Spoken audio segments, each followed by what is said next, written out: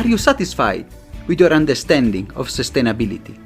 If you are not, imagine a journey together, a pluralistic one, with academia, innovators, startups, NGOs, all looking for solutions to the greatest challenge of our time. My name is Samuele Tini, and this is the Sustainability Journey. So welcome to another episode of the podcast. Today we are jumping now in the American continent, and we are going to see another experience on how businesses are really putting, an holistic perspective and putting stakeholder at their heart. We are very pleased to have today somebody who has dedicated his life and work to sustainability and also to fostering this new certification, and we will discuss about it. So I'm very pleased to welcome Adrian Gershom, who is the Vice President Marketing for Sea Change. Thank you so much, Adrian, for being here. Thank you, Samuele. It's a pleasure being here on your podcast. It's really an honor to have you because I've introduced you as Vice President for Marketing at Sea Change, but you also have two hats. As usual, your work in sustainability also brought you to become the chair of BLocal Illinois, which will be also the focus and the discussion that we are doing. But before that, we usually ask our guests about your journey into sustainability, how you have now become one of the change makers trying to change the way we do business.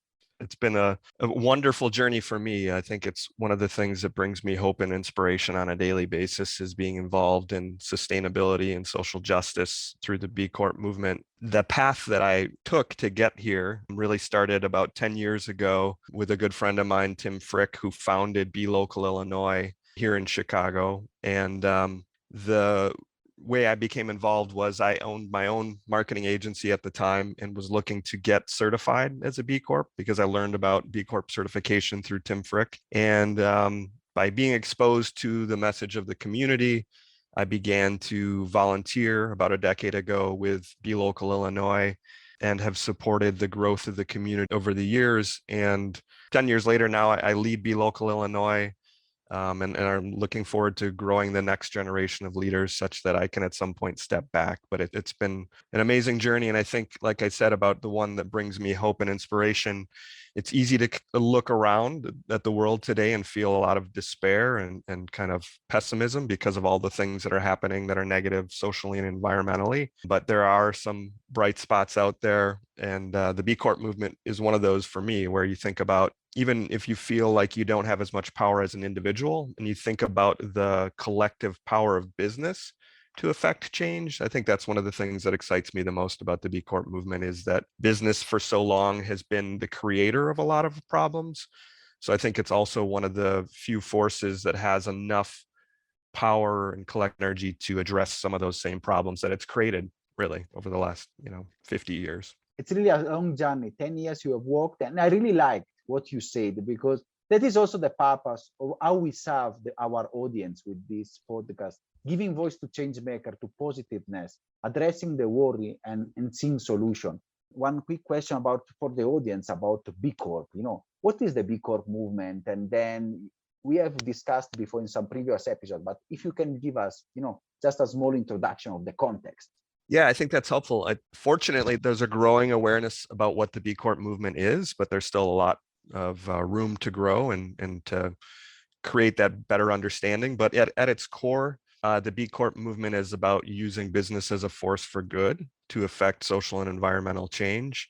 It's the only third-party rigorous certification that businesses can obtain that they meet minimum standards from a social and environmental standpoint. I think it's good also to understand some of the characteristics of the movement as a whole. It began in 2006, and today there are over 4,500 certified B Corps around the world. So it's not just specific to any one country, it's a global movement. There are businesses in 77 different countries that have B Corp certification. Those 4,500 companies that are currently certified account for about 400,000 employees. And they represent a wide range of different industries as well. So it's not just any one particular industry. It's something that continues to grow. And that one of the things that excites me the most about it too is that although it began in the US and Canada, It's actually now growing more quickly in the US and Canada. So I love to see the fact that, it's being embraced globally by businesses as more and more people understand the value, and as more and more consumers demand that businesses have some kind of demonstrable certification that they meet social and environmental standards, right? It's not just good enough anymore to simply say, we're a good company, take our word for it. You need to have some kind of independent certification that helps you do that. And in some ways, it's analogous to things like fair trade certification. We also have in the US something called USDA organic for food, that food meets certain standards. Also in architecture, buildings have LEED certification. All of those things are like independent third-party evidence-based certifications that show that, that there's actual substance behind the claim. And that's the important part. That is important also for the consumer, because everybody now is jumping on the bandwagon, green, organic. So we really need certification in the way, as you said, an evidence-based certification. And B Corp, the B Corp certification is a tough one, but a worthy one, and we'll discuss about it. Now, how you translate this, in your context, in your local area, and you can explain a bit also about to be local, how is it, what is it, because we can understand a bit more how the movement is translating and going in different territories. So that's a great question. So there's a local context to the B Corp movement. The way that shows up most often is something called a BLocal. The letter B gets used a lot in this movement, but so a BLocal is really the local representation, geographically specific, representing the businesses that have obtained B Corp certification within that area. So in our case, BLocal Illinois obviously represents the businesses in Illinois that have obtained B Corp certification. There are 25 other BLocals that function as BLocals within the US and Canada. So we're one of 25 of these organizations. There are also 7 more in the works right now. So this isn't something that's over and done with. There's more being formed as more and more geographic regions create those centers of gravity and more businesses get certified. Then at a certain point, it becomes sensible to create a BLocal. You have already talked to Nathan Stuck at BLocal Georgia, so you have a sense of what the BLocal system is a little bit like. The vision that we have for BLocal Illinois is really to create an Illinois economy that is a model for inclusivity, regeneration, and stakeholder centricity. So that's our vision. And the mission that we're using to accomplish that is to grow and support and connect the Illinois businesses that are committed to that triple bottom line of people, profit, and planet. So, there's a lot of work on a daily basis to be that connective tissue between these businesses that have that certification and to advocate and grow the community. I think that's one of the important pieces here, is that the movement thrives as we continue to grow it. So a big part of what I'm trying to do on a daily basis is help those businesses that become aware of what the certification is, help them understand what B Corp certification is, and then help them navigate and you referenced this, Samuele, the fairly complex process to get certified. So we work closely with interested businesses and help them to get certified and understand what that looks like. Thank you. I think it's very valuable, and I really like it. As you say, one thing that you said, the B is used a lot. For example, I just finished my B leader training with B Lab stuff. So, we have a lot of Bs, but I think it's really good to see the sense of community, people coming together to really bring forward the idea. And as you said, I really like, the local perspective. We had Nathan from Georgia, now you from Illinois. You see how the movement is spreading, and also getting the roots locally to connect and discuss and really help more companies to discuss. How many companies now you have that since you are the chair, from the perspective of your state, how many you have, and which type of businesses? Yeah, so I'd say BLocal Illinois is about an average sized BLocal.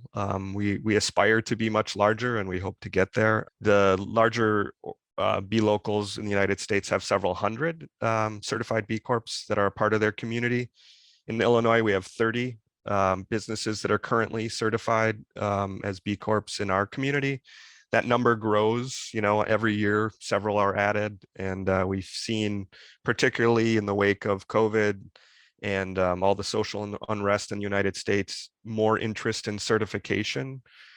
So we get a lot of people coming to us, a lot of businesses come to us, and B Lab, the nonprofit that's the center of the movement and does the actual certification, is actually, in a good way, overwhelmed by the demand. So there's quite a backlog of companies that are trying to get certified. A couple more characteristics about Illinois that make us unique. Those 30 businesses, they represent about 7,600 employees across those 30 businesses. They're very much skewed, and I'll get into this when I talk a little bit about some of the stories from our community, but very much skewed in the fact that we have, I believe that they are still the largest certified B Corp in North America, a company called KeHE, which is a food distributor. So they skew the analytics a little bit, but on average, the companies that are a part of our community have about 76 employees. We are fairly unique too, in that we are also very heavily skewed towards B2B. So although about 60% of our businesses are B2B, about 96% of the employee count is with working for a B2B company within BLocal Illinois. And then also we're very service focused over product.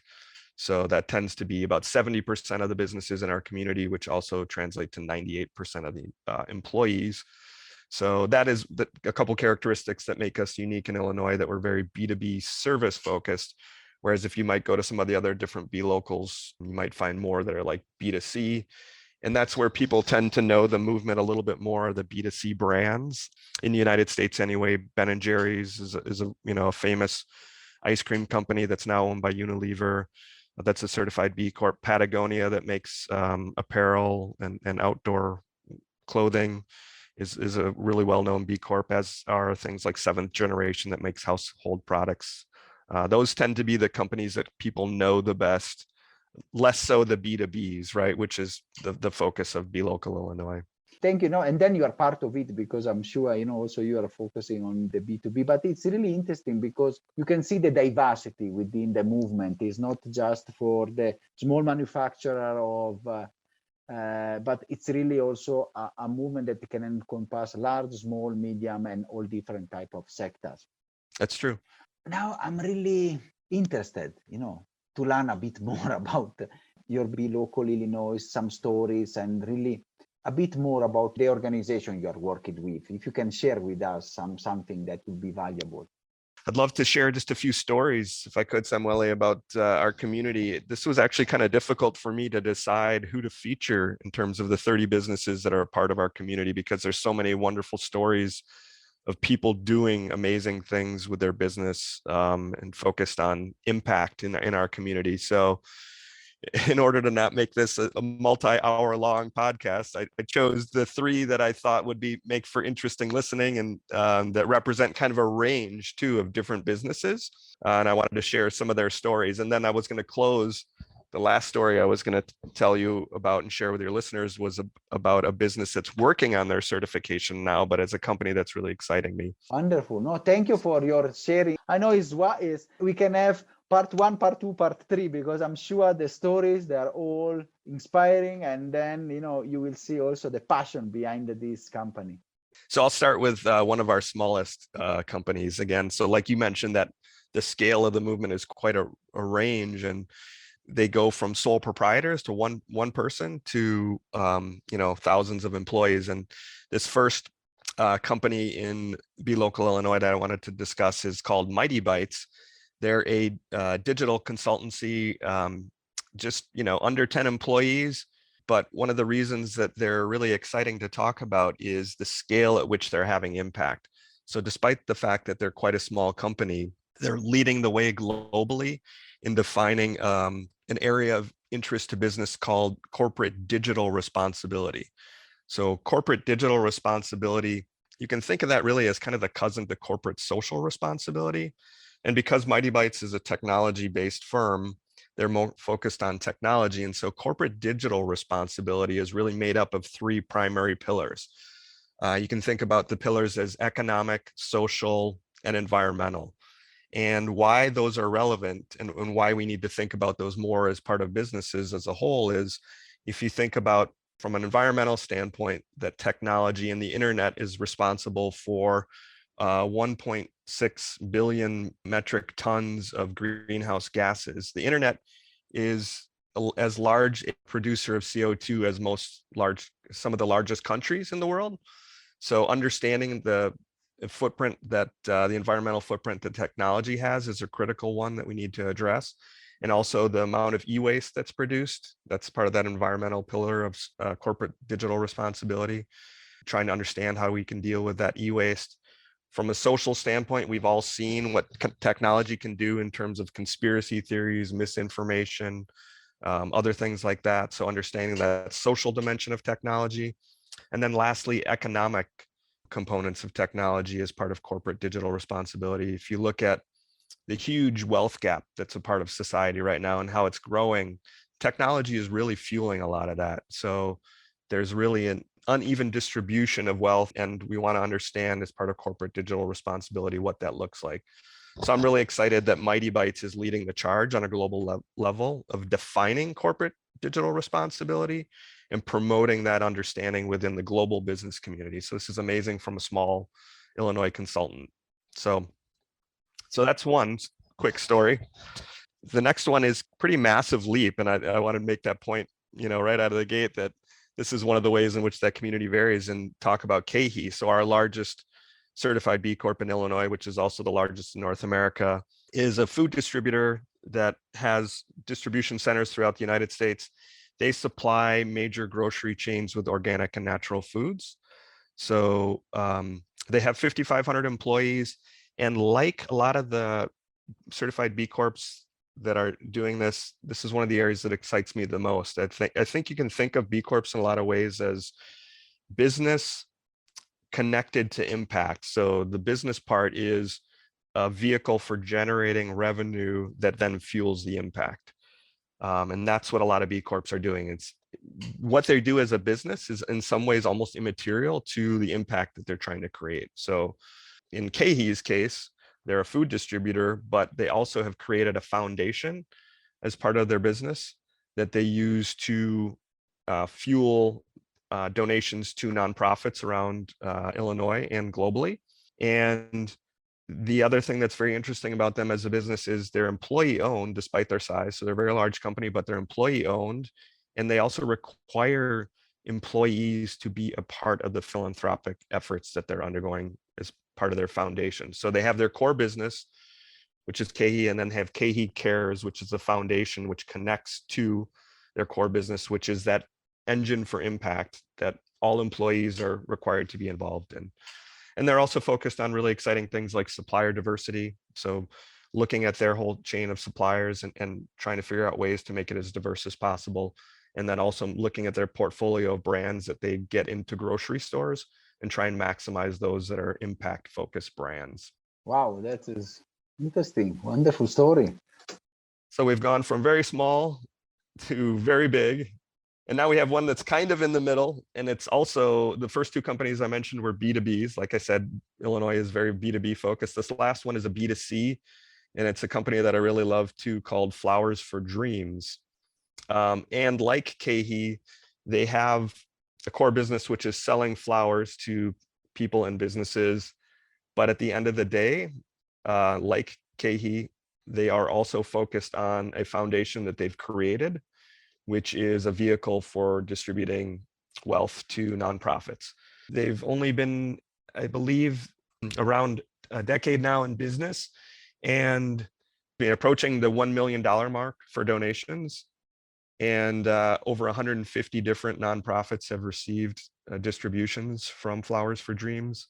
And one of the things that's also very exciting about what they're doing is the fact that some of the programs they're doing are incredibly innovative. So an example being, they created a Master Gardener program with a prison here in Illinois, where they've trained incarcerated individuals to be master gardeners.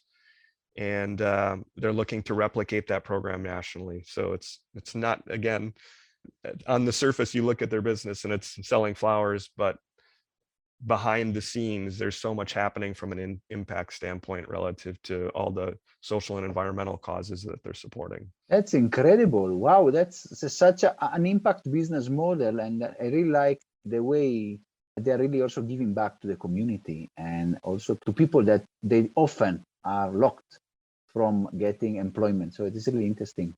They're amazing. They're really unique in that about a quarter of their profits go to their foundation, which is an incredibly high number. A lot of businesses don't get anywhere close to that number.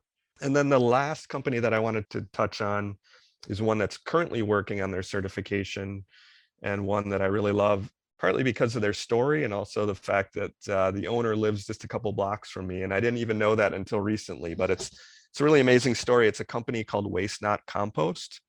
And this needs to be made into a movie one day, but the company began about 8 years ago when the founder was 15 years old, working at a coffee shop in the neighborhood, and was trying to understand about the food waste that was coming out of the coffee shop and what to do about that.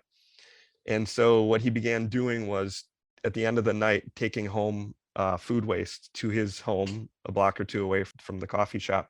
And he started composting the food waste. He began to get interest from other businesses and people in the neighborhood. And pretty soon he had his entire backyard and parents' garage filled with composting. And the demand kept growing such that he needed to build a trailer for his bike. He wasn't old enough yet to drive, so he was riding his bicycle around the neighborhood, collecting compost from people and businesses in buckets, taking it back to his parents' home in his backyard that was full of compost, and composting all this. Fast forward now, 8 years later, WasteNot Compost has the largest fleet of electric vans in the state of Illinois. They have 16 employees. They have 5,000 subscribers, businesses and residents in the city of Chicago that subscribe to their service. And they're growing explosively. So they went from, a 15-year-old boy riding around on his bike collecting food waste to being one of the most successful, sustainable businesses in the city of Chicago. Wow. Are you thinking about a documentary or a story? Because that, as you said, is really worth a movie, this story. It's impressive how also the determination of somebody 15 years old with his bicycle now has become an enterprise, and then he has never lost the focus on, and then the B Corp certification, I think, is like demonstration of the work and his impact. Yeah, and he will easily obtain the certification, and he's clearly an impact business model. The only thing that's holding him back is the amount of time. Like I said, there's a huge demand for certification now, and it will take him some time, but he's working on the certification now. And it's stories like his that inspire me. And I mean, there's so many of them. Like I shared a couple. There's just on a daily basis things that are happening in Illinois and within the B Corp movement that help me get out of bed and be excited about our future. Listen to you and to your story. Such diverse businesses give us hope. And that is what we need, because we are in a moment in time, in our decade, which the destiny of the world, can be decided. And I can see businesses that are really changing and putting, the three pillars, the planet, the profit, and people, and really also having impact in the community. It's really, for me, is such an inspiring story, especially this one, the last one. It's really blowing my mind. We will need to do an episode with them, I'm sure. I'm grateful for your sharing. It's a good look at the diversity within the movement. If I can ask you before, we are approaching the end, somebody that has listened to us, has listened to the story, has listened to the impact, but is still not yet convinced, but why I have to do this? Oh, it's nice, the young boy there, but why I need to go for that? Which is the business case? Can you give me maybe 3 or 4 reasons that, really to convince him? Yeah, I'm happy to. This is something that I think about a lot, partly because, Sea Change, the company I work for, is a certified B Corp, and I had to make that case internally. And I make that case on a regular basis. I think the case becomes clearer every day. So that's one thing that's fantastic is, we were talking about separately that, we are never going to need less social justice or sustainability. In fact, we need it more and more every day. So besides the fact that what the B Corp movement stands for is the right thing to do, even if you don't care about that, there are things that you should understand about getting certified that do matter for businesses. Things like the fact that businesses that are certified B Corps on average have 46% higher employee engagement. And we all know, as business people, all the studies that have been done to show what employee engagement does to a company's bottom line. For instance, the top 20% or the top quartile of companies with employee engagement see 20% higher profits. So there's a direct connection between employee engagement and bottom line performance. It's also the case, and I know this for a fact, both for our company and many of the companies that I talk to, it's much easier to recruit employees when they understand that you have B Corp certification. There are many, many employees that are looking to work specifically for companies that have an impact mission. So that's the employee stakeholder side of things.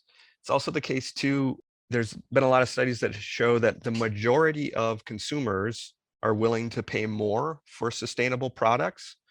So even if you necessarily have a higher price point for your product or service because it costs more to produce your product or service without some of the negative externalities that normal businesses have, you have a marketplace of consumers that are willing to pay more for that because they value that. There's that component. There's also the fact that environmentally, businesses that are B Corp certified tend to be almost 11 times more likely to have at 100% of their greenhouse gases. That's good to know, but it's also important because increasingly, and I know this for a fact from my own company, increasingly clients are looking at their supply chain and asking for documentation. They have made commitments. Many clients or customers have made commitments to be carbon neutral or net zero by a certain date. And so what they're doing is going back to their vendors and looking at their supply chain and saying, what are you doing to get to net zero or to be carbon neutral? And B Corps are overwhelmingly performing better in this area. And then I would say lastly too, increasingly investors are looking at things like ESG and other sorts of, so environment, social and governance, and trying to determine where to put their money, and increasingly investment dollars are going towards that. And one of the ways in which investors are understanding the validity of performance of a business is something like B Corp certification.